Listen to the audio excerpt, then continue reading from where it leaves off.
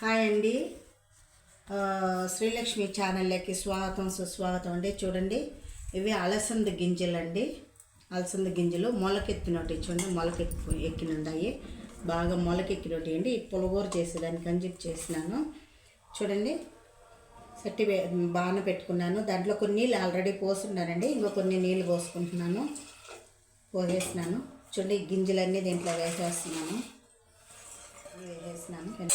దీంట్లో వచ్చి పండుమిరపకాయ, టమాటో, చింతపండు అండి వేసేస్తున్నాను. కొంచెం అంతా పసుపు పొడి వేస్తున్నాను. సో బాగా దీన్ని ఉడకబెట్టిద్దాము.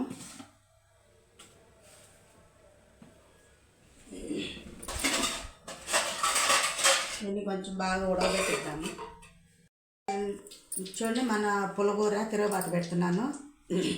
ఆవాలు, కొంచెం జీలకర్ర వేసుకుంటున్నాను. కొంచెం సాల్ట్, ఇంట్లో రుద్ది పెట్టుకున్నాను కానీ సాల్ట్ వేసుకోలేదు. సాల్ట్,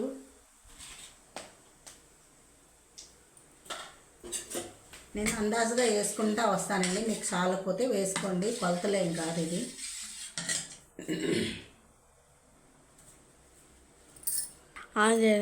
కరివేపాకు, తెల్లగడ్డ వేస్తున్నాను.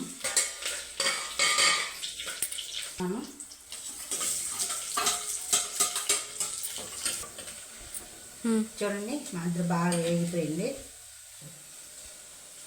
చూడండి, బాగా ఫుల్గా వేగిపోయింది. ఇప్పుడు ఈ పప్పు తీసి పోసేసుకున్నాము.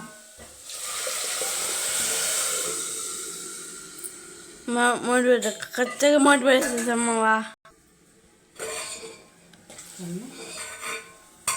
సో మన పులిహోర రెడీ అయిపోయింది. కొంచెం అట్ట ఉడకనిచ్చి దింపేద్దామండి.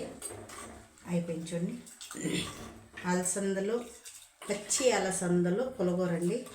ఓకే, చూడండి ఎంత కలర్ఫుల్గా ఉండదో.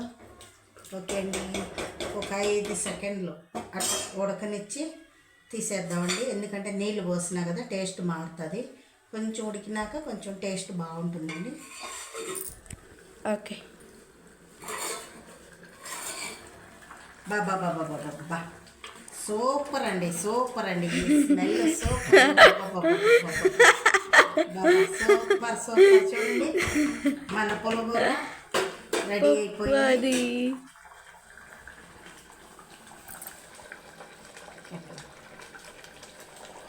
ఓకే అండి, బాయ్ అందరికీ, బాయ్.